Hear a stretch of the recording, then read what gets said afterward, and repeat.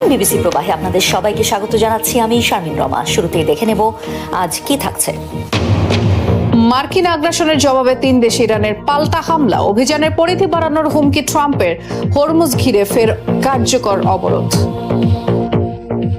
23 বছর পর ইরাক থেকে সব সেনা প্রত্যাহার করছে যুক্তরাষ্ট্র। প্রভাব বজায় রাখতে জ্বালানি সহ নানা খাতে বড় বিনিয়োগ ও চুক্তির ঘোষণা ওয়াশিংটনের। নতুন করে আলোচনায় ভারতের নারী নিরাপত্তা। গড়ে প্রতিদিন নথিভুক্ত হয় 80টির বেশি ধর্ষণের অভিযোগ। বিচারহীনতাকে দায়ী মানবাধিকার কর্মীদের। যুক্তরাষ্ট্রের হামলার জবাবে মধ্যপ্রাচ্যের 3 দেশে ভয়াবহ হামলা চালিয়েছে ইরান। ক্ষেপণাস্ত্র ও ড্রোন হামলায় ক্ষতিগ্রস্ত কুয়েত, জর্ডান ও বাহরাইনের মার্কিন সামরিক স্থাপনা। এর আগে ইরানের দক্ষিণাঞ্চল ও উপকূল জুড়ে ব্যাপক হামলা চালায় যুক্তরাষ্ট্র। টার্গেট করা হয় গুরুত্বপূর্ণ দ্বীপ, বন্দর, শহর ও প্রদেশ। ওয়াশিংটনের হুঁশিয়ারি, শিগগিরই আলোচনা টেবিলে না বসলে আরও বাড়বে অভিযানের পরিধি। যুদ্ধবিরতি কার্যকরের পর সাম্প্রতিক হামলায় এ পর্যন্ত ইরানে কমপক্ষে 30 বেসামরিকের মৃত্যু হয়েছে। আকাশ প্রতিরক্ষা ব্যবস্থা ভেদ করে এভাবেই কুয়েতের মার্কিন ঘাঁটিতে আঘাত হানছে ইরানের শাহেদ ড্রোন। বিস্ফোরণের পর মুহূর্তেই অগ্নিগর্ভ মার্কিন লজিস্টিক হাব। অবিরাম মার্কিন হামলার জবাবে মঙ্গলবারও মধ্যপ্রাচ্য জুড়ে যুক্তরাষ্ট্রের স্থাপনায় হামলা চালায় আইআরজিসি। কুয়েত সহ টার্গেট করা হয় বাহরাইন ও জর্ডানকে। জর্ডানের আজরাক মার্কিন বিমান ঘাঁটিতে অবস্থানরত F-18 যুদ্ধ বিমান লক্ষ্য করে চালানো হয় হামলা। টার্গেট করা হয় কিং ফয়সাল এয়ারবেইজও। সরাসরি লক্ষ্যবস্তুতে আঘাত হানে অন্তত একটি ক্ষেপণাস্ত্র। ভূপাতিত করা হয় অন্তত 4টি ব্যালিস্টিক মিসাইল। বাহরাইনে হামলায় মার্কিন 5ম নৌবহরের কমান্ড সেন্টার ধ্বংসের দাবি করে ইরান। ক্ষতিগ্রস্ত হয় সাপোর্ট ফ্যাসিলিটি সেন্টার ও ফুয়েল ট্যাঙ্ক। কাতারে আল উদেইদ বিমান ঘাঁটিতে চালানো হামলার ক্ষয়ক্ষতি উঠে আসে স্যাটেলাইট চিত্রে। এর আগে ইরানের দক্ষিণাঞ্চল ও উপকূলীয় দ্বীপগুলোয় ব্যাপক বোমাবর্ষণ করে মার্কিন বাহিনী। শোনা যায় ধারাবাহিক বিস্ফোরণের শব্দ। ক্ষতিগ্রস্ত সিস্তান বালুচিস্তান প্রদেশের একটি সামরিক ঘাঁটি আহবাজ শহরে হয়েছে জোরালো বিস্ফোরণ। আবারও হামলার শিকার হয় সাবাহার বন্দর। অভিযানের পরিধি আরো বাড়ানোর পরিকল্পনা করছে ওয়াশিংটন। আমি না বলা পর্যন্ত হামলা থামবে না, চলতেই থাকবে। জ্বালানি স্থাপনাগুলোতে হামলার বিষয়টি সর্বশেষে রেখেছি, তবে শেষ পর্যন্ত আমরা সেগুলো ধ্বংস করবই। তারা আলোচনার টেবিলে না বসলে সব বিদ্যুৎ কেন্দ্র ও সেতু গুড়িয়ে দেব। এদিকে মধ্যপ্রাচ্য জুড়ে ইরানের হামলায় ক্ষুব্ধ উপসাগরীয় দেশগুলো। চলমান যুদ্ধে কোনো পক্ষে জড়িত না থাকা সত্ত্বেও আগ্রাসনের শিকার হয় উদ্বেগ প্রকাশ করেছে তারা। পৃথক বিবৃতিতে হামলার নিন্দা জানিয়েছে কুয়েত, কাতার, বাহরাইন ও সংযুক্ত আরব আমিরাত। মধ্যপ্রাচ্য জুড়ে শত শত সামরিক বিমান ও 20টিরও বেশি যুদ্ধ জাহাজ মোতায়েনের মধ্য দিয়ে ইরানের জন্য হরমুজ প্রণালী ঘিরে ফের কার্যকর হলো মার্কিন অবরোধ। কেবলমাত্র ইরান ও তার মিত্রদের জন্য গুরুত্বপূর্ণ জলপথটি বন্ধের পাশাপাশি টোল আদায়ের সিদ্ধান্ত থেকে সরে আসার ঘোষণা দিয়েছেন মার্কিন প্রেসিডেন্ট। এদিকে সংঘাত অবরোধ অব্যাহত থাকলে টার্গেট করা হবে ওয়াশিংটন ও তাদের মিত্রদের ব্যবহৃত জ্বালানি রপ্তানির রুটগুলোকে। হুঁশিয়ারি ইরানের বিপ্লবী গার্ড আইআরজিসির। ইরানকে কোণঠাসা করতে আবারও হরমুজ প্রণালীতে কার্যকর হলো মার্কিন অবরোধ। ইরানি বন্দর ও উপকূলীয় এলাকায় যাতায়াতকারী নৌযান ঠেকাতে 20টিরও বেশি মার্কিন যুদ্ধজাহাজের পাশাপাশি মধ্যপ্রাচ্য জুড়ে মোতায়েন রয়েছে শত শত সামরিক বিমান। সোশ্যাল হ্যান্ডেল এক্সে অভিযানের ভিডিও পোস্ট করে মার্কিন সেন্টকম জানায়, টানা 7 ঘন্টার অভিযানে ইরানের নৌ সক্ষমতা ও উপকূলীয় প্রতিরক্ষা ব্যবস্থা লক্ষ্য করে নিখুঁত হামলা চালিয়েছে ওয়াশিংটন। নৌ অবরোধ কার্যকর হলেও ঘোষণার একদিনের মাথায় হরমুজের টোল আদায়ের সিদ্ধান্ত থেকে সরে গেছেন মার্কিন প্রেসিডেন্ট। এর পরিবর্তে উপসাগরীয় দেশগুলোর কাছ থেকে নিরাপত্তা ব্যয়ের অর্থ আদায় করতে চান তিনি। কয়েকটি দেশ $1 মিলিয়ন বিনিয়োগ করতে চায় বলেও দাবি করেন মার্কিন প্রেসিডেন্ট। বহু বছর ধরে আমরা নিঃস্বার্থভাবে এই অঞ্চলটির নিরাপত্তায় কাজ করছি। বিনিময়ে কিছুই নিচ্ছি না। বিষয়টি অনৈতিক মনে হয়। আমি সুরক্ষা ব্যয়ের অর্থ ফেরত চাই। উপসাগরীয় কয়েকটি দেশের প্রভাবশালীরা জানিয়েছেন তারা যুক্তরাষ্ট্রে $1 মিলিয়ন বিনিয়োগ করতে চান। পাল্টা হুঁশিয়ারি এসেছে ইরানের বিপ্লবী গার্ড আইআরজিসির পক্ষ থেকেও। যুক্তরাষ্ট্রের সব অশুভ তৎপরতা শেষ না হওয়া পর্যন্ত বন্ধ থাকবে হরমুজ। নিজেদের অক্ষমতা ঢাকতেই ইরানে হামলা চালিয়েছে যুক্তরাষ্ট্র, দাবি আইআরজিসির। অন্যদিকে শিপ ট্র্যাকিং ওয়েবসাইট কেপলারের তথ্য অনুযায়ী মঙ্গলবার প্রায় 20 লাখ ব্যারেল জ্বালানি নিয়ে হরমুজ অতিক্রম করেছে ইরান সংশ্লিষ্ট অন্তত 11টি জাহাজ। এবার ইরান সংশ্লিষ্ট $130 মিলিয়ন বেশি অর্থের ক্রিপ্টো ওয়ালেট জব্দ করেছে যুক্তরাষ্ট্র। সামাজিক মাধ্যমে দেওয়া পোস্টে এই তথ্য নিশ্চিত করেছেন মার্কিন অর্থমন্ত্রী স্কট বেসেন্ট। জানান, নতুন নিষেধাজ্ঞার আওতায় সেন্ট্রাল ব্যাংক অফ ইরানের সাথে যুক্ত বেশ কয়েকটি ওয়ালেট জব্দ করা হয়েছে। তার দাবি, ইরানের অবৈধ আর্থিক কার্যক্রম ও ডিজিটাল সম্পদের অপব্যবহার বন্ধে এই পদক্ষেপ নেওয়া হয়েছে। এছাড়া ইরানের তেল ব্যবসার সাথে সংশ্লিষ্ট 50 ব্যক্তি, প্রতিষ্ঠান ও নৌযানের উপর নিষেধাজ্ঞা দিয়েছে ওয়াশিংটন। যুক্তরাষ্ট্র ইরান সংঘাতে সি সারফেস ড্রোনের ব্যবহার আলোচনায় আসার পর আবারও নজর কেড়েছে এই অত্যাধুনিক সামরিক প্রযুক্তি। পানির উপরিভাগে চলাচলকারী এই মানববিহীন নৌযানকে দূর থেকে নিয়ন্ত্রণ করা যায়, আবার স্বয়ংক্রিয়ভাবেও পরিচালিত হতে পারে। নজরদারি থেকে শুরু করে হামলা, আধুনিক নৌযুদ্ধে দ্রুত বাড়ছে এর ব্যবহার। সমুদ্রপথে ছুটে যাচ্ছে একটি ছোট্ট নৌযান, লক্ষ্য শত্রুপক্ষের যুদ্ধজাহাজ বা নৌঘাঁটি, অথচ সেখানে নেই কোনো নাবিক, নেই কোনো ক্যাপ্টেন। দূর থেকে নিয়ন্ত্রিত কিংবা কৃত্রিম বুদ্ধিমত্তার নির্দেশনায় নিজেই পথ খুঁজে নেয় এই সি সারফেস ড্রোন বা আনম্যান্ড সারফেস ভেহিকেল ইউএসভি।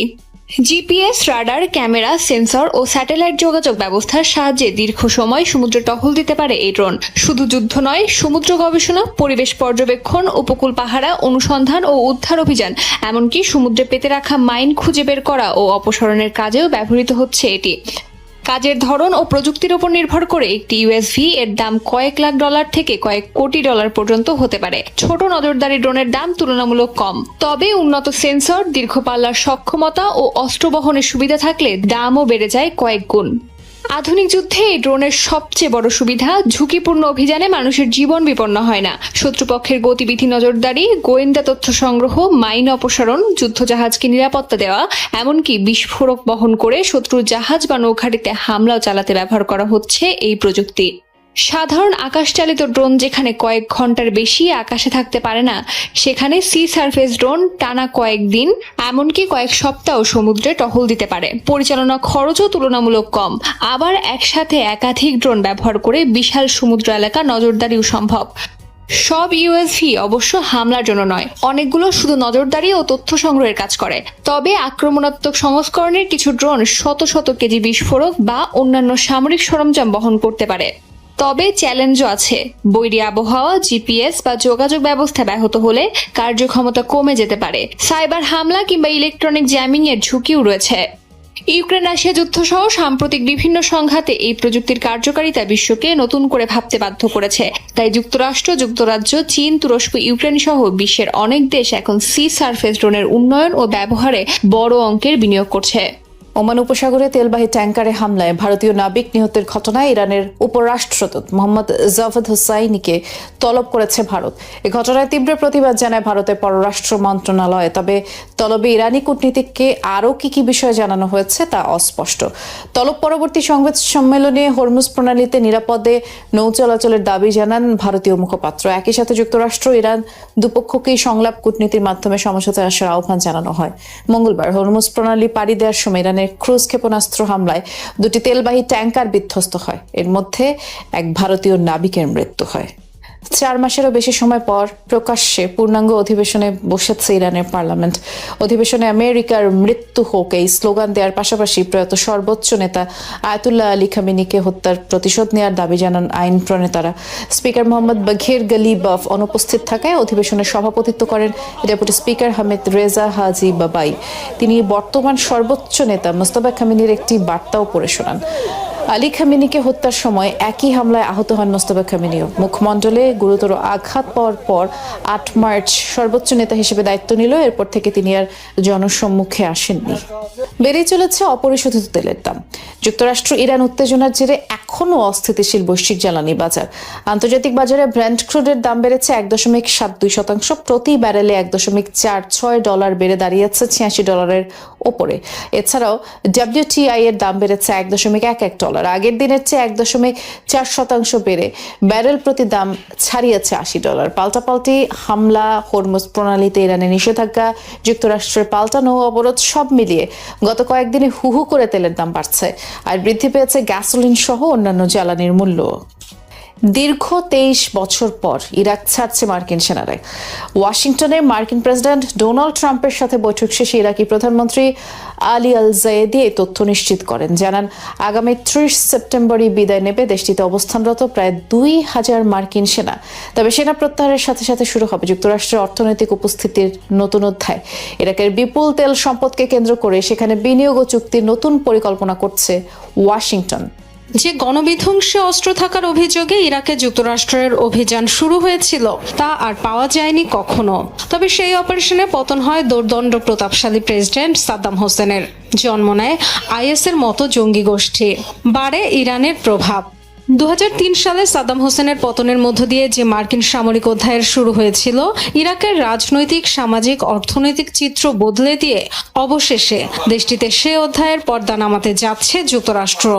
ওয়াশিংটনে ডোনাল্ড ট্রাম্পের সাথে বৈঠক শেষে ইরাকের প্রধানমন্ত্রী আলী আল জাইদি জানিয়েছেন, সেপ্টেম্বরের শেষ দিনেই দেশটি ছাড়বে অবস্থানরত প্রায় 2000 মার্কিন সেনা। ট্রাম্পও বলেছেন ইরাকে আর তাদের সেনার প্রয়োজন নেই, তবে শর্ত দিয়েছেন সক্রিয় ইরান সমর্থিত গোষ্ঠীগুলোর নিরস্ত্রীকরণ করতে হবে। সেনা সরালেও অবশ্য বন্ধ হচ্ছে না ওয়াশিংটনের প্রভাব। অর্থনৈতিক অংশীদারিত্বের নামে দেশটিতে প্রবেশ করবে বহু মার্কিন কোম্পানি। ইরাকের বিপুল তেল সম্পদকে কেন্দ্র করে হবে বড় বড় চুক্তি। আমার বিশ্বাস একসঙ্গে অসাধারণ কিছু করতে যাচ্ছি আমরা। ইরাকের সম্ভাবনা অসাধারণ, তেলের জন্যই শুধু নয়, আরো অনেক কারণে। আমরা অনেক বড় বড় চুক্তি করতে যাচ্ছি। তারা অন্য কারো সাথে নয়, যুক্তরাষ্ট্রের সাথেই ব্যবসা করতে চায়। যুদ্ধবিধ্বস্ত অর্থনীতি পুনর্গঠনে ওপেকের কাছেও বাড়তি তেল উৎপাদনের কোটা চেয়েছেন ইরাকের প্রধানমন্ত্রী আল জাইদি। ওপেক আমাদের ন্যায্য অংশীদারিত্ব নিশ্চিত হওয়া উচিত। যুক্তরাষ্ট্রের সহায়তায় ইরাক আইএস সহ সন্ত্রাসবাদীর বিরুদ্ধে লড়াই করছে। এই যুদ্ধ আমাদের বিপুল অর্থনৈতিক ক্ষতির মুখে ফেলেছে এবং দেশের অবকাঠামো ধ্বংস করছে। ইরাকি কর্মকর্তাদের তথ্য অনুযায়ী মার্কিন জ্বালানি প্রতিষ্ঠান শেভরন, টিসিআই ক্যাপিটাল এবং কাতারের ইউসিসির মতো প্রতিষ্ঠান যুক্ত হবে বাগদাদের সাথে বাণিজ্যে। অর্থাৎ সামরিক বুটের জায়গা নেবে ব্যবসা আর বিনিয়োগ, যা মধ্যপ্রাচ্যে যুক্তরাষ্ট্রের নতুন কৌশলের ইঙ্গিত হিসেবে দেখছেন বিশ্লেষকরা।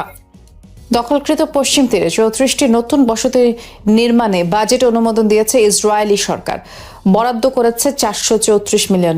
মঙ্গলবার এই তথ্য নিশ্চিত করেছে ইসরায়েলের নিরাপত্তা বিষয়ক মন্ত্রিসভা। এটিকে ঐতিহাসিক সিদ্ধান্ত আখ্যা দিয়েছে অর্থমন্ত্রী বেজালেল স্মোট্রিচ। একই সাথে ইসরায়েল ও বসতিগুলোর জন্য একটি উদযাপনের মুহূর্ত বলেও মন্তব্য করেন তিনি। যদিও আন্তর্জাতিক আইন অনুযায়ী পশ্চিম তীরে ইসরায়েলের বসতি স্থাপন অবৈধ এবং এই দখলদারিত্বকে শাস্তিযোগ্য অপরাধ হিসেবেও বিবেচনা করে জাতিসংঘ। ইসরায়েলের এই পদক্ষেপে অঞ্চলটিতে উত্তেজনা আরও বাড়তে পারে বলেই আশঙ্কা করা হচ্ছে। পশ্চিমবঙ্গে 11 বছরের এক শিশুকে ধর্ষণ ও হত্যার ঘটনায় আবারও আলোচনায় ভারতের নারী ও শিশুদের নিরাপত্তা। সরকারি তথ্যই বলছে দেশটিতে গড়ে প্রতিদিন পুলিশের কাছে 80টির বেশি ধর্ষণের অভিযোগ নথিভুক্ত হয়। 2024 সালে নথিভুক্ত হয়েছে 29,500-এর বেশি ধর্ষণের ঘটনা। প্রকৃত সংখ্যা আরো অনেক বেশি বলে দাবি বিভিন্ন মানবাধিকার সংস্থার। পরিসংখ্যান বলছে দেশটিতে সাম্প্রতিক বছরগুলোতে শিশুদের উপরে সহিংসতাও আশঙ্কাজনক হারে বেড়েছে। গত 4 জুলাই নিখোঁজ হওয়ার একদিন পর পশ্চিমবঙ্গের বারুইপুরের একটি পুকুর থেকে উদ্ধার করা হয় 11 বছর বয়সী এক শিশুর মরদেহ। তাকে ধর্ষণের পর হত্যার অভিযোগে ক্ষোভ ছড়িয়ে পড়ে ভারত জুড়ে। এ ঘটনায় নতুন করে আলোচনায় ভারতের নারী নির্যাতন ও যৌন সহিংসতা ইস্যু। 2024 সালে আরজিকর হাসপাতালে নারী চিকিৎসককে ধর্ষণ ও হত্যার ঘটনায় তোলপাড় হয়েছিল পশ্চিমবঙ্গে। এর আগে 2012 সালে নয়াদিল্লিতে বাসে মেডিকেল শিক্ষার্থীকে গণধর্ষণ ও হত্যার ঘটনায় বিক্ষুব্ধ জনতার তোপের মুখে ধর্ষণ বিরোধী কঠোর আইন প্রণয়ন করে সরকার। কাগজে কলমে কঠোর আইন থাকলেও ভারতের ধর্ষণ ও যৌন সহিংসতা সামগ্রিক চিত্রে তেমন পরিবর্তন আসেনি। ন্যাশনাল ক্রাইম রেকর্ডস ব্যুরোর তথ্য অনুযায়ী প্রতিদিন দেশটিতে গড়ে 80টির বেশি ধর্ষণের অভিযোগ নথিভুক্ত হয়। সরকারি তথ্যমতে ভারতে 2024 সালে ধর্ষণের ঘটনা নথিভুক্ত হয়েছে 29,536টি। এর আগে গত এক যুগে নথিভুক্ত ধর্ষণের সংখ্যা 30,000-এর নিচে নেমেছিল আর একবারই, সেটি 2020 সাল অর্থাৎ করোনা মহামারীকালীন। কঠোর লকডাউনে সেই বছরও ভারতে ধর্ষণের ঘটনা ঘটে 28,000-এর বেশি। বিভিন্ন মানবাধিকার সংস্থার দাবি, দোষারোপ ও সামাজিকভাবে হেয় প্রতিপন্ন হওয়ার আশঙ্কায় ভুক্তভোগীদের অনেকেই যান না পুলিশের কাছে। ফলে প্রকৃত সংখ্যা আরও অনেক বেশি বলে ধারণা তাদের। ধর্ষণের পাশাপাশি দেশটিতে আশঙ্কাজনক হারে বেড়েছে শিশুদের ওপর সহিংসতা। Protection of children from sexual offences অ্যাক্টের আওতায় 2024 সালে মামলা দায়ের হয়েছে রেকর্ড 69,191টি। বলা হচ্ছে কাগজে কলমে কঠোর আইন থাকলেও বেশিরভাগ ক্ষেত্রেই তা কার্যকর হয় না, তাই সাজা পাওয়ার ভয় নেই অপরাধীদের। সামাজিকভাবে একটি মনোভাব তৈরি হয়েছে, তা হলো ধর্ষণ এমন কোনো গুরুতর অপরাধ নয় যার জন্য কারোর আজীবন কারাদণ্ড বা মৃত্যুদণ্ড হবে। দীর্ঘ বিচার প্রক্রিয়া শেষে কারো কারো সাজা হলেও বেশিরভাগ সময়ই পার পেয়ে যান অপরাধীরা, ফলে মানুষের মধ্যে কোনো ভয় কাজ করে না। পরিসংখ্যান অনুযায়ী ভারতে ধর্ষণ মামলায় দোষী সাব্যস্ত হওয়ার হার মাত্র 27 থেকে 28%। এছাড়া বিপুল সংখ্যক মামলা আদালতে ঝুলে থাকে বছরের পর বছর। পাকিস্তান নিয়ন্ত্রিত কাশ্মীরে নিষিদ্ধ ঘোষিত একটি বিক্ষোভকারী সংগঠনের সমর্থকদের সাথে নিরাপত্তা বাহিনীর সংঘর্ষে অন্তত 9 জন নিহত হয়েছে। এ মাসের শেষ দিকে আঞ্চলিক নির্বাচনকে সামনে রেখে বিতর্কিত নির্বাচনী ব্যবস্থার প্রতিবাদে বুধবার মিছিলের ডাক দিয়েছে সংগঠনটি। বিক্ষোভকারীদের অভিযোগ, আঞ্চলিক পরিষদের 12টি সংরক্ষিত আসন পাকিস্তানের অন্য এলাকায় বসবাসকারী শরণার্থীদের জন্য বরাদ্দ থাকায় স্থানীয় মানুষের প্রতিনিধিত্ব কমছে। অন্যদিকে প্রশাসনের দাবি, বিক্ষোভকারীরা নিরাপত্তা বাহিনীর উপর হামলা চালানোর পর রক্ষায় পাল্টা ব্যবস্থা নেওয়া হয়। জুন থেকে চলা এই অস্থিরতায় এখন পর্যন্ত প্রায় 30 জন নিহত হয়েছে। আবারও আইসিই বিরোধী বিক্ষোভে উত্তাল যুক্তরাষ্ট্র। সাম্প্রতিক অভিযান চলাকালে কয়েকজনের মৃত্যুর প্রতিবাদে আইসিই বিলুপ্তির দাবি জানান বিক্ষোভকারীরা। মঙ্গলবার Houston, Boston, San Francisco, Los অ্যাঞ্জেলেসের রাস্তায় বিক্ষোভে নামেন বাসিন্দারা। তাদের অভিযোগ, জাতিগত পরিচয়ের কারণে আইসিইর লক্ষ্যবস্তু হতে পারেন তারাও। টেক্সাস ও মেইনে পৃথক দুটি ট্রাফিক চেকের সময় 2 জন নিহত হওয়ার পর দেশজুড়ে অধিকাংশ যানবাহন থামিয়ে অভিযান সাময়িকভাবে স্থগিত করেছে আইসিই। 2025 সালের জানুয়ারিতে প্রেসিডেন্ট ডোনাল্ড ট্রাম্প দায়িত্বে ফেরার পর অভিবাসন আইন প্রয়োগ সংক্রান্ত অভিযানে এখন পর্যন্ত অন্তত 7 জন নিহত হয়েছেন। দায়িত্ব নেয়ার মাত্র 1 বছরের মাথায় পদত্যাগ করলেন ইউক্রেনের প্রধানমন্ত্রী ইউলিয়া সিভিরিদেঙ্কো। এখনও ঘোষিত হয়নি নতুন প্রধানমন্ত্রীর নাম। মঙ্গলবার পার্লামেন্টে ইউলিয়ার পদত্যাগপত্র গ্রহণের প্রস্তাবটি পাশ হয়। 2 দিন আগে ইউক্রেনের শীর্ষ নেতৃত্বে বড় ধরনের রদবদলের ঘোষণা দেন প্রেসিডেন্ট ভলোদিমির জেলেনস্কি। এরই প্রেক্ষিতে ইউলিয়া সিভিরিদেঙ্কোকে নিজ পদ থেকে সরে যাওয়ার নির্দেশ দেওয়া হয়। ইউলিয়ার গেল 1 বছরের শাসনামলে সরকারের একাধিক জ্যেষ্ঠ কর্মকর্তাদের বিরুদ্ধে দুর্নীতির অভিযোগ ওঠে, তবে তাতে ইউলিয়ার নাম জড়ায়নি। বৃহস্পতিবার নতুন প্রধানমন্ত্রী নির্বাচনে ইউক্রেনের পার্লামেন্টে ভোটাভুটি হওয়ার কথা রয়েছে।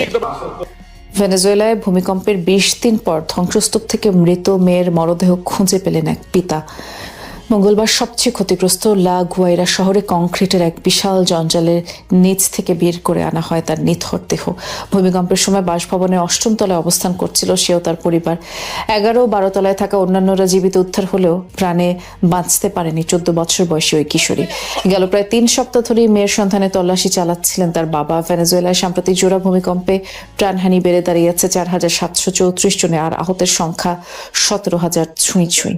বেলজিয়ামের ব্রাসেলসের একটি নির্মাণাধীন ভবন আগুনে পুড়েছে। লিফটে আটকে 6 শ্রমিক প্রাণ হারিয়েছেন। মঙ্গলবার স্থানীয় সময় সকালে রাজধানী কেন্দ্রস্থলে অবস্থিত নির্মাণাধীন ভবনটির 2য় তলায় আগুন লাগে। দ্রুতই ছড়িয়ে পড়ে লিফটের শ্যাফট পর্যন্ত এবং এর ফলে 2টি লিফট আটকা পড়ে।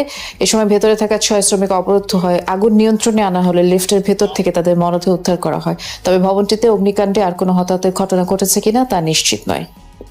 এল নিনোর প্রভাবে চরম দুর্যোগপূর্ণ আবহাওয়ার সতর্কতা হিসেবে জরুরি অবস্থা জারি করেছে চিলি, যা দেশটির 10টি অঞ্চলে 21 জুলাই পর্যন্ত কার্যকর থাকবে। এসব অঞ্চলগুলোতে ভারী বৃষ্টিপাত ও বন্যার শঙ্কাও রয়েছে। চিলির আবহাওয়া অধিদপ্তর জানিয়েছে শনিবারের মধ্যে দক্ষিণাঞ্চলীয় আতাকামা থেকে লস লাগোস পর্যন্ত বিস্তীর্ণ এলাকায় ভারী বৃষ্টিপাত হতে পারে। বিশেষ করে সান্তিয়াগো, মেট্রোপলিটন, ভালপারাইসো, কোকিম্বো অঞ্চলে শুক্রবার থেকে রোববারের মধ্যে সর্বোচ্চ 180 মিলিমিটার পর্যন্ত বৃষ্টিপাতের পূর্বাভাস রয়েছে।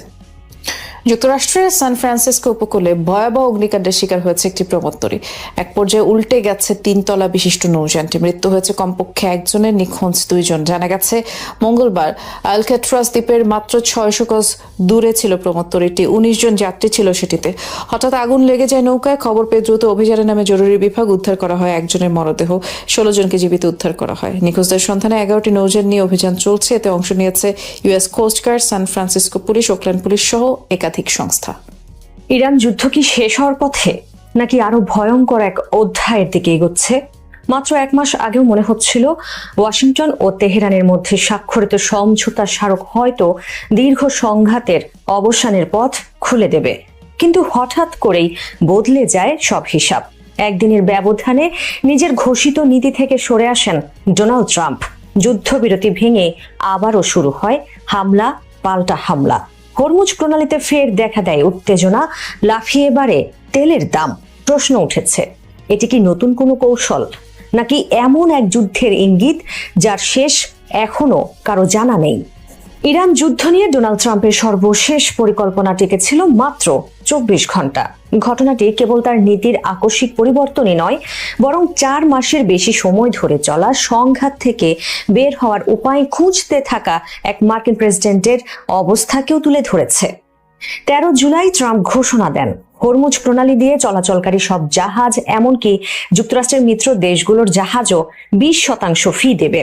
তার দাবি ছিল এই অর্থ ব্যবহার করা হবে বিশ্বের সবচেয়ে অস্থির সামুদ্রিক পথগুলোর একটিতে নিরাপত্তা নিশ্চিত করার খরচ মেটাতে। কিন্তু পরদিনই তিনি অবস্থান বদলান। ফি আরোপের প্রস্তাব বাদ দিয়ে জানান, উপসাগরীয় মিত্রদের সঙ্গে বাণিজ্য ও বিনিয়োগ চুক্তির মাধ্যমে নিরাপদ নৌপথ নিশ্চিত করা যেতে পারে। 1 মাস আগে যুক্তরাষ্ট্র ও ইরানের মধ্যে স্বাক্ষরিত সমঝোতা স্মারক সাময়িক যুদ্ধবিরতি ও আলোচনার কাঠামো তৈরি করেছিল। তবে 14 জুলাই ট্রাম্প সামাজিক যোগাযোগ মাধ্যম ট্রুথ সোশ্যালে ইরানি জাহাজ চলাচলের উপর মার্কিন অবরোধ পুনরায় চালুর ঘোষণা দিলে সেই সমঝোতা কার্যত ভেঙে পড়ে। পাশাপাশি ইরানের বিভিন্ন লক্ষ্যবস্তুতে নতুন হামলা চালায় যুক্তরাষ্ট্র। জবাবে ইরান ও মার্কিন মিত্র ও বাণিজ্যিক জাহাজে হামলা বাড়িয়ে দেয়। ফলে হরমুজ প্রণালীতে জাহাজ চলাচল আবারও প্রায় অচল হয়ে পড়ে। যুদ্ধক্ষেত্রে যুক্তরাষ্ট্র কিছুটা সাফল্য পেলেও রাজনৈতিক সমাধান এখনো অধরাই। ইরানের সামরিক সক্ষমতা দুর্বল হয়েছে, কিন্তু দেশটি এখনো হরমুজ প্রণালীর প্রবেশাধিকার বাধাগ্রস্ত করার ক্ষমতা রাখে। বিশ্লেষকদের মতে যুক্তরাষ্ট্র যদি বড় ধরনের সামরিক অভিযান না চালায়, তাহলে ইরানকে পুরোপুরি নিয়ন্ত্রণ করা কঠিন। ডিফেন্স প্রায়োরিটিজ এর মধ্যপ্রাচ্য কর্মসূচির পরিচালক রোজমেরি কেলানিট বলেন, সবচেয়ে সম্ভাব্য পরিণতি হলো কোনো কিছুই না হওয়া। এটি এখন ক্ষয়ক্ষতির যুদ্ধে রূপ নিয়েছে, আর ক্ষয়ক্ষতির যুদ্ধ সাধারণত দীর্ঘ সময় ধরে চলে। ট্রাম্পের সামনে এখন দুটি পথ। একদিকে সংঘাত আরো বাড়ানো, যা রাজনৈতিক ও অর্থনৈতিক ঝুঁকি তৈরি করবে। অন্যদিকে এমন একটি সমঝোতায় যাওয়া যেখানে শত্রুভাবাপন্ন ইরানি সরকার ক্ষমতায় থেকেই যাবে। কাউন্সিল অন ফরেন রিলেশনস এর সিনিয়র ফেলো এলিয়ট আব্রামস বলেন, আমরা আবারও সেই জায়গায় ফিরে এসেছি যেখানে প্রশ্ন হলো কার ধৈর্য বেশি, ইরানের যারা তেল রপ্তানি করতে পারছে না, নাকি যুক্তরাষ্ট্র ও উপসাগরীয় তেলের উপর নির্ভরশীল দেশগুলোর? যুদ্ধ দীর্ঘায়িত হলে সবচেয়ে বড় প্রভাব পড়বে জ্বালানি বাজারে। 13 জুলাই ট্রাম্পের অবরোধ ঘোষণার পর একদিনেই তেলের দাম প্রায় 10% বেড়ে যায়, যা 6 বছরের মধ্যে সর্বোচ্চ একদিনের উল্লম্ফন। এদিকে সাম্প্রতিক সময়ে যুক্তরাষ্ট্রের মূল্যস্ফীতি কমার কিছু ইতিবাচক লক্ষণ দেখা গেছে, কিন্তু সংঘাত আবারও তীব্র হলে তেলের দাম বাড়বে, যা মূল্যস্ফীতি বাড়িয়ে রিপাবলিকানদের জন্য মধ্যবর্তী নির্বাচনের আগে তৈরি করতে পারে নতুন রাজনৈতিক চাপ। বিশ্লেষকদের মতে হরমুজ প্রণালী নিয়ে নতুন কোনো সমঝোতার সুযোগ থাকতে পারে, তবে আগের সমঝোতা স্মারকে ফেরার সম্ভাবনা প্রায় নেই বললেই চলে। ইরানের পারমাণবিক কর্মসূচি, হরমুজ প্রণালীর নিয়ন্ত্রণ এবং মধ্যপ্রাচ্যে ইরানের প্রভাব, এই মৌলিক বিরোধগুলো এখনো অমীমাংসিত রয়ে গেছে। ফলে যুদ্ধের 5ম মাসে পৌঁছেও ইরান যুক্তরাষ্ট্র সংঘাতের শেষ কোথায়, সেই প্রশ্নের উত্তর এখনো অস্পষ্ট। বরং সাময়িক যুদ্ধবিরতি ভেঙে যাওয়ার পর পরিস্থিতি ফিরে গেছে সংঘাত শুরুর দিনগুলোতে। এতদিন হরমুজ প্রণালীতে ইরানের টোল আদায়ে বাধা দিয়ে এখন টোল আদায় করতে চাইছে খোদ যুক্তরাষ্ট্রই। হরমুজ দিয়ে যাওয়া সব পণ্যবাহী জাহাজের উপর 20% ফি আরোপের ঘোষণা দিয়েছেন মার্কিন প্রেসিডেন্ট ডোনাল্ড ট্রাম্প। অথচ কয়েক সপ্তাহ আগেও মার্কিন পররাষ্ট্রমন্ত্রী মার্কো রুবিওর ভাষ্য ছিল, কোনো দেশই আন্তর্জাতিক জলপথ ব্যবহার করে ফি নিতে পারবে না।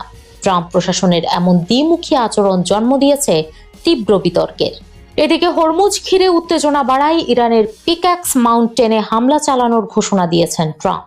হুঁশিয়ারি দিয়ে বলেছেন, আমরা পিক্যাক্স মাউন্টেন ধ্বংস করব, ইরানকে প্রস্তুত থাকতে বলুন। মূলত ইরানের নাতাঞ্জ ইউরেনিয়াম সমৃদ্ধকরণ কেন্দ্রের কাছাকাছি অবস্থিত পিক্যাক্স মাউন্টেন একটি অত্যন্ত সুরক্ষিত পাহাড়ি স্থাপনা। এর ভূগর্ভে রয়েছে একাধিক গভীর টানেল কমপ্লেক্স। বিশ্লেষকদের ধারণা, এই টানেলগুলো এত গভীর যে যুক্তরাষ্ট্রের সবচেয়ে শক্তিশালী বাংকার বাস্টার বোমাও সহজে এগুলো ধ্বংস করতে পারবে না। এবার সেই পিক্যাক্স মাউন্টেনকেই ধ্বংস করার হুঁশিয়ারি দিয়েছেন ট্রাম্প। বলেছেন, আজ রাতেও আমরা হামলা চালাবো, আগামীকালও চালাবো, আর তারা এটি ঠেকাতে কিছুই করতে পারবে না। যুদ্ধের উত্তেজনা বাড়ার সঙ্গে সঙ্গে কৌশলে বদল আনার আভাস দিচ্ছে ইরান। হরমুজের পর এবার লোহিত সাগরের প্রবেশদ্বার বাব আল মানদেব প্রণালীতে নজর দিয়েছে দেশটি। ইয়েমেনে নিজেদের সমর্থিত হুতিদের কাজে লাগিয়ে এই প্রণালীটিও বন্ধ করে দেওয়ার ছক কষছে তেহরান, এমনটাই আশঙ্কা মধ্যপ্রাচ্য বিষয়ক বিশ্লেষকদের। সম্প্রতি হুথি ও সৌদি আরবের মধ্যে উত্তেজনা বেড়েছে। সেই উত্তেজনার উপর ভর করে সৌদিকে হুঁশিয়ারি দিয়েছেন এক শীর্ষ হুথি নেতা মোহাম্মদ আল ফারাহ। বলেছেন, সৌদি আরব যদি ইয়েমেনে হামলা চালায় তাহলে বাব আল মানদেব প্রণালীও বন্ধ করে দেওয়া হবে। তখন হরমুজ ও বাব আল মানদেব অচল হয়ে তেলের দাম ব্যারেল প্রতি $200 পৌঁছাবে। বিশ্লেষকদের মতে হরমুজের মতোই বাব আল মানদেব হলো ইরানের আরেকটি বড় হাতিয়ার। কেননা দুটি গুরুত্বপূর্ণ নৌপথ একসঙ্গে ঝুঁকির মুখে ফেলতে পারলে যুক্তরাষ্ট্র ও তার মিত্রদের ওপর চাপ আরো বাড়বে। মধ্যপ্রাচ্য বিশেষজ্ঞ ফাওয়াজ গার্গেস বলেন, ইরান ওয়াশিংটনকে বোঝাতে চাইছে যে শুধু হরমুজ নয়, বাব আল মানদেবও তাদের নাগালের মধ্যে রয়েছে। এতে সংঘাত কেবল সামরিক নয়, বিশ্ব অর্থনীতি ও জ্বালানি নিরাপত্তার সংকটেও রূপ নিতে পারে। হুথিরা যে ফাঁকা আওয়াজ দিচ্ছে না সেটার প্রমাণ 2023 সালেই দিয়ে রেখেছে তারা। সে সময় গাজা যুদ্ধের জেরে লোহিত সাগরে বাণিজ্যিক জাহাজে হামলা চালিয়ে প্রণালীটি কার্যত বন্ধ করে দিয়েছিল তারা। নতুন করে উত্তেজনা বাড়ার পর সেই সংখ্যা ক্রমেই বাড়ছে। শেষ পর্যন্ত তা সত্যি হলে জ্বালানির দাম কোথায় গিয়ে ঠেকে সেটাই এখন দেখার। মার্কিন প্রেসিডেন্ট ডোনাল্ড ট্রাম্পের সঙ্গে হোয়াইট হাউসে বৈঠক করেছেন ইরাকের প্রধানমন্ত্রী আলী আল জাইদি। 14 জুলাই অনুষ্ঠিত এই বৈঠকের মূল আলোচনায় ছিল তেল বিনিয়োগ, কর্মসংস্থান এবং ইরাকে থাকা অবশিষ্ট মার্কিন সেনা প্রত্যাহার। এই বৈঠকটি এমন এক সময় হয়েছে যখন ট্রাম্প প্রকাশ্যে আল জাইদির প্রতি সমর্থন জানিয়েছেন। আল জাইদি রাজনীতিতে নতুন মুখ এবং ব্যবসায়িক পটভূমি থেকে আসা একজন নেতা। চলতি বছরের শুরুতে ট্রাম্প ইরাকের সাবেক প্রধানমন্ত্রী নুরি আল মালিকির পুনরায় ক্ষমতায় ফেরার বিরোধিতা করেছিলেন। ইরানের ঘনিষ্ঠ মিত্র হিসেবে পরিচিত মালিকি পরে এপ্রিল মাসে প্রতিযোগিতা থেকে সরে দাঁড়ান। ইরাক সরকার আগেই জানিয়েছিল এই সফরে একাধিক তেল ও গ্যাস চুক্তি স্বাক্ষরের আশা করা হচ্ছে। ওভাল অফিসে ট্রাম্পও একই ইঙ্গিত দেন। তিনি বলেন, তেল এবং অন্যান্য কারণে ইরাকের ব্যাপক সম্ভাবনা রয়েছে। মূলত তেলের কারণেই আমরা অনেক চুক্তি করতে যাচ্ছি। আল জাইদি একজন অসাধারণ চ্যাম্পিয়ন। এই চুক্তিগুলো দুই দেশের জন্য কর্মসংস্থান তৈরি করবে এবং ইরাকে তেল উৎপাদন আরো বাড়ানো হবে। আলী আল জাইদি এই সফরকে অন্য যে কোনো সফরের চেয়ে আলাদা বলে বর্ণনা করেন। তার ভাষায়, এটি যুক্তরাষ্ট্র আমাদের মধ্যে একটি নতুন অর্থনৈতিক অংশীদারিত্বের সূচনা। এখন যুক্তরাষ্ট্র ইরাক সম্পর্ক সামরিক ধাপ থেকে অর্থনৈতিক ধাপে প্রবেশ করছে। বৈঠকে দুই নেতা জানিয়েছেন 30 সেপ্টেম্বরের মধ্যে ইরাকে থাকা 2000-এরও কম মার্কিন সেনা পুরোপুরি প্রত্যাহার করা হবে। একই সময়ের মধ্যে দেশের সক্রিয় সশস্ত্র গোষ্ঠীগুলোকে নিরস্ত্র করার প্রতিশ্রুতিও দেন আল জাইদি। তবে তিনি কিভাবে এই লক্ষ্য বাস্তবায়ন করবেন তা স্পষ্ট করেননি। তার যুক্তরাষ্ট্র সফরের ঠিক আগে ইরান সমর্থিত সশস্ত্র গোষ্ঠীগুলোর জোট ইসলামিক রেজিস্ট্যান্স ইন ইরাক ঘোষণা দেয় তারা আল জাইদির সফরের যে কোনো ফলাফল প্রত্যাখ্যান করবে। বহু বছর ধরে যুক্তরাষ্ট্র ইরানের প্রতিদ্বন্দ্বী প্রভাবের মধ্যে ভারসাম্য রক্ষার চেষ্টা করছে ইরাক। ISIL এর বিরুদ্ধে যুদ্ধের সময় মোতায়েন করা মার্কিন সেনাদের উপস্থিতি এবং ইরান সমর্থিত গোষ্ঠীগুলোর প্রভাব, দুই বিষয়ই ইরাকের রাজনীতিকে জটিল করে তুলেছে। 28 ফেব্রুয়ারি শুরু হওয়া ইরান ও যুক্তরাষ্ট্র ইসরায়েল সংঘাতের প্রভাব পড়েছে ইরাকে। হরমুজ প্রণালীতে অচলাবস্থার কারণে দেশটির তেল রপ্তানি বড় ধাক্কা খেয়েছে। ইরাকের দৈনিক প্রায় 34 লাখ ব্যারেল তেল রপ্তানির 90% এই জলপথ দিয়ে যায়। জুনে সংঘাত কমাতে যে সমঝোতার চেষ্টা হয়েছিল, সাম্প্রতিক উত্তেজনায় সেটিও অনিশ্চিত হয়ে পড়েছে। হোয়াইট হাউসে আল জাইদি বলেন, আমরা 2017 সালে আনুষ্ঠানিকভাবে ISIL এর বিরুদ্ধে যুদ্ধের ধ্বংসযজ্ঞের কারণে আমাদের $400 বিলিয়ন বেশি ক্ষতি হয়েছে। আজও অনেক ইরাকির বাড়িঘর ধ্বংস হয়ে আছে এবং তারা শিবিরে বাস করছেন। তাদের বাড়িতে ফিরিয়ে আনার পরিকল্পনা আমার আছে। সে কারণে ওপেকে ইরাকের জন্য একটি ন্যায্য অংশ চাই। এই বৈঠক শুধু তেল বা বাণিজ্য নিয়ে নয়, এটি ইরাকের ভবিষ্যৎ ভূ রাজনৈতিক অবস্থানেরও ইঙ্গিত দেয়। একদিকে ওয়াশিংটনের সঙ্গে অর্থনৈতিক সম্পর্ক জোরদারের চেষ্টা, অন্যদিকে ইরান সমর্থিত গোষ্ঠীগুলোর চাপ। এই দুই বাস্তবতার মাঝখানে নতুন পথ খুঁজছেন আল জাইদি। তবে তার সবচেয়ে বড় পরীক্ষা সামনে। 30 সেপ্টেম্বরের মধ্যে মার্কিন সেনা প্রত্যাহার এবং সশস্ত্র গোষ্ঠীগুলোকে নিরস্ত্র করার প্রতিশ্রুতি বাস্তবায়ন করতে পারলেই বোঝা যাবে ইরাক সত্যিই নতুন পথে হাঁটতে পারছে কিনা। সবাইকে শুভকামনা জানিয়ে আমি শারমিন রমাজ এখানে বিদায় নিচ্ছি। ভালো থাকবেন।